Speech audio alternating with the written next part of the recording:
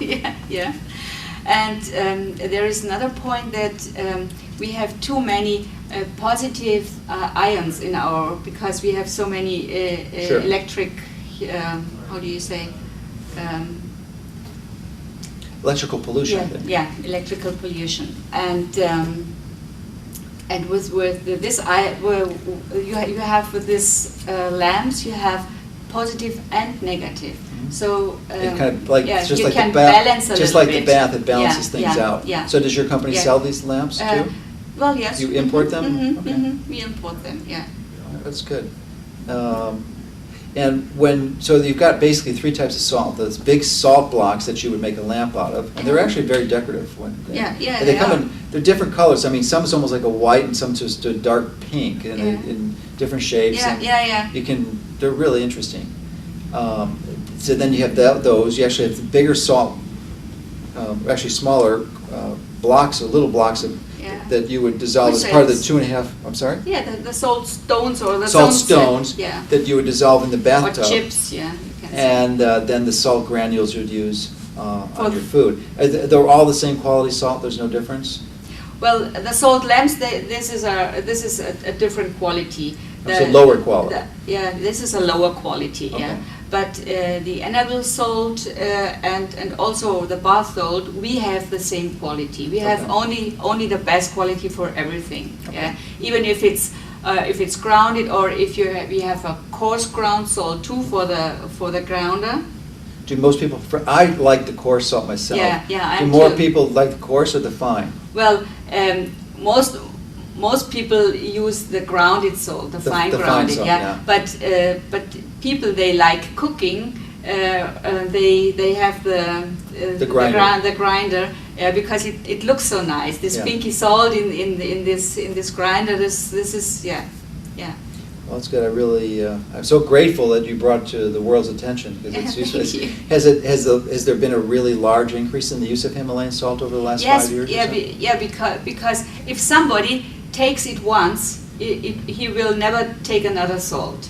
So I'm a personal testimony to this, because I will never use another salt unless I don't have a choice, if I've forgotten my Himalayan salt. But if Himalayan salt is available, believe me, that is the one I'm using. I'm not using another salt. I've never tasted any salt like this. It's just amazing. Yeah, and first this salt was a little bit in a special for special people. They are very healthy. They are living very healthy, and health conscious. They're conscious. They have or a health fanatic. Yes, yeah, health fanatic.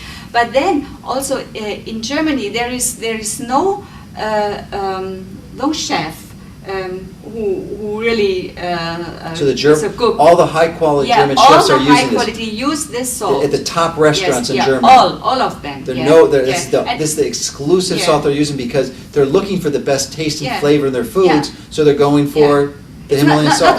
Not only for healthy food. Right, it's for the really taste. also for taste. Yeah. It's really for taste. Yeah, and you can do so many things with this salt for your health. I explained all these treatments. There was a tape that was very popular in the U.S. about 10 years ago. It was made by a veterinary physician, Dr. Joel Wallach. The title of the tape was "Dead Doctors Don't Lie." And I don't know if you've heard of that, but it was the premise was that physicians are dying prematurely because they just didn't know anything about health and nutrition. I think there's some truth to that, but one of his big theories is that most people are mineral deficient.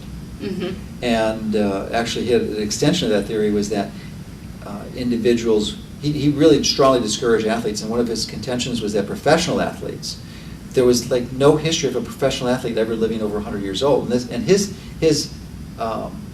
belief was that was largely related because they're sweating so much and they're losing all these minerals. And I think there's probably a certain element of truth to that. So not only does the salt have this vibrational component, and does it taste better, but you're actually starting to replenish some of the minerals that we're normally losing and typically not replacing, because there's 85 minerals in this, and even in the best supplements on the market, you're not going to get a supplement that has 85 trace minerals in it. It just doesn't. Yeah. Now, I don't want to be misrepresentative. In a concentration our body needs. This is really trace minerals. This is not going to be replacing your calcium, magnesium, zinc, which is the macro minerals. They're not going to replace that because it's not in high enough concentration to do that. You still need to take those.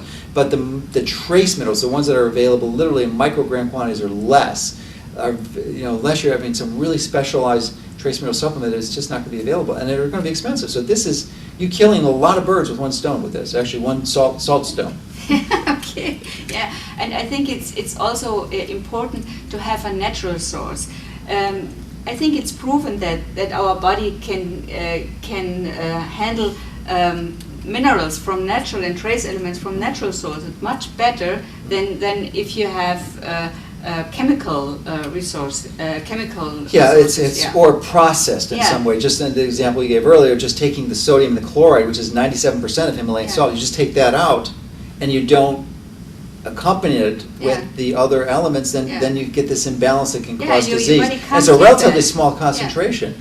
So you got this vibrational, energetic crystal component that really adds another element and a dimension to that is really extraordinary, and I'm very grateful that I've encountered it. And as I said, I really enjoy the salt. Yeah, I do. Okay, well, is there anything else you'd like to say about the salt? I think we said that we hit the highlights. Yeah. Okay, so the key is that if you're interested in this, I think it's really one of these no-brainers. I mean, it's just. But the warning, there is a serious warning and danger here that we forgot to mention. Kind of implied, but we beat around the bush here. And this is the warning. You've got to understand this very seriously. If you try this Himalayan salt, the danger is that you're going to be hooked. And you will not want to have any other salt again. So be careful and only use this if you understand that that's the risk. Now, in all seriousness aside, this is a great addition to for your home and family, and really could be a powerful way, in a simple way and relatively inexpensive, to improve the health of your family and improve the taste of your food.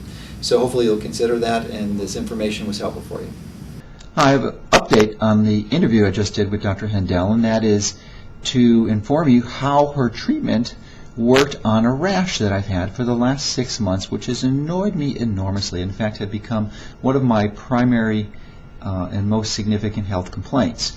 I'm not sure how I picked this up, but it appears to have caused an intense itching that has just really been an enormous source of difficulty for me. And I've tried many, many different remedies from a number of very good physicians, and none of them seem to help until I applied the recommendation Dr. Hendel just advised in the video interview I did with her, and that is approximately making a 1% solution of the Himalayan salt. That's approximately 1 gram in 100 milliliters of water, or about a 1/5 teaspoon and a little bit, about 3 1/3 ounces of water, and making this essentially an isotonic salt solution, and applying a compress, washcloth filled with that solution over the affected area. So I've had a rash on my elbow for 6 months that has just caused me enormous challenges, and just intensely itching. It caused me a lot of difficulty, and I would go to bed at night just this intense itching, and it itched until I go to sleep. So I put the solution on, and lo and behold, it was the first night in months that I didn't have this itching.